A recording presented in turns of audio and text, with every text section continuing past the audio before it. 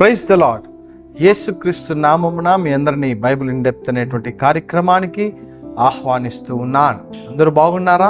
గడిచిన వీడియోలో క్రొత్త నిబంధన ఎందుకు ఎలా రాయబడిందని మనం తెలుసుకున్నాం.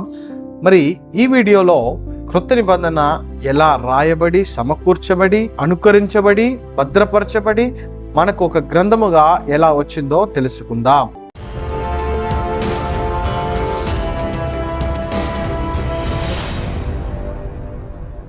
మనము ఉపయోగిస్తున్నటువంటి క్రొత్త నిబంధనలో 27 పుస్తకాలు ఉన్నాయి. 27 పుస్తకాలు కూడా 5 భాగములుగా విభజించబడి ఉన్నది. మత్తయి నుండి యోహాను వరకు 4 పుస్తకములు సువార్తనియు, మరి అపోస్తల కార్యముల చరిత్రనియు, రోమా నుండి ఫిలమోను వరకు పౌలు రాసిన పత్రికలనియు, హెబ్రీ నుండి యూదా వరకు సాధారణ పత్రికలనియు, చివరి పుస్తకము ప్రకటన గ్రంథము ప్రవచన పుస్తకముగా విభజించబడి ఉన్నది. కానీ ఈ యొక్క క్రొత్త నిబంధనను ఎలా ప్రారంభించి ఎలా రాశారని మనము తెలుసుకుందాం. ఈ యొక్క క్రొత్త నిబంధన క్రీస్తు శకము 1వ శతాబ్దంలో 50 సంవత్సరాల తరువాత 120 సంవత్సరాల లోపు దీనిని రచించటము జరిగింది.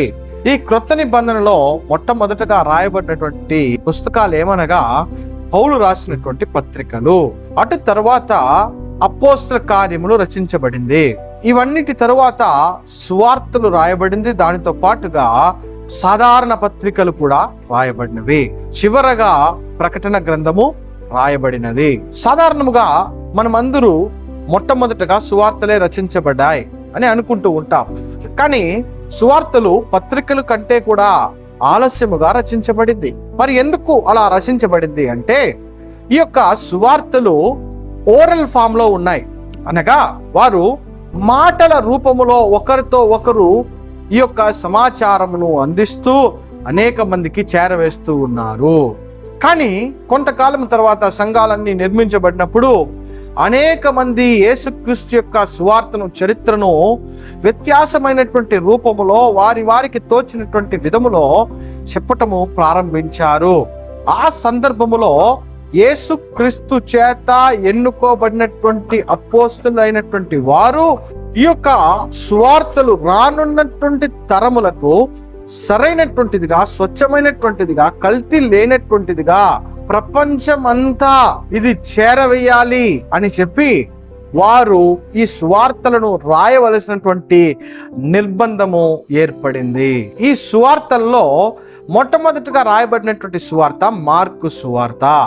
అటు తరువాత మత్తయి, లూకా సువార్తలు రచించారు.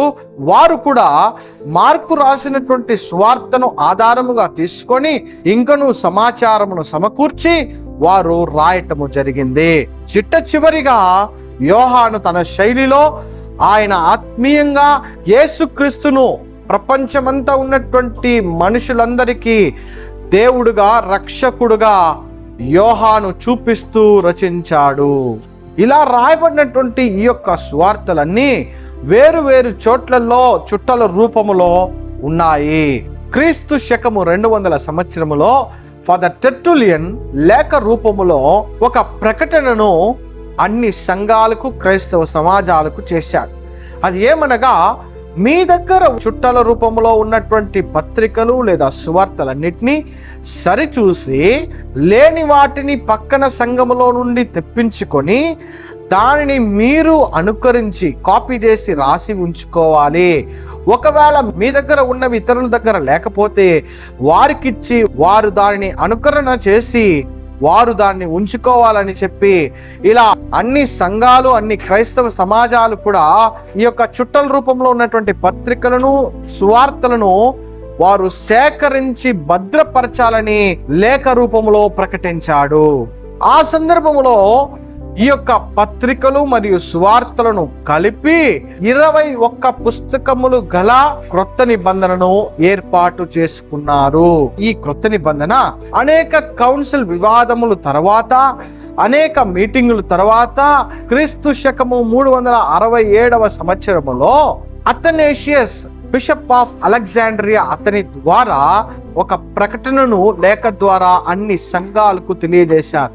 అది ఏమనగా, 21 పుస్తకములుగా ఉన్నవి కొన్ని పుస్తకములను చేర్చి 27 పుస్తకములు గల ఒకే ఒక క్రొత్త నిబంధనగా వారు మార్చినటువంటి విషయాన్ని ప్రకటించాడు.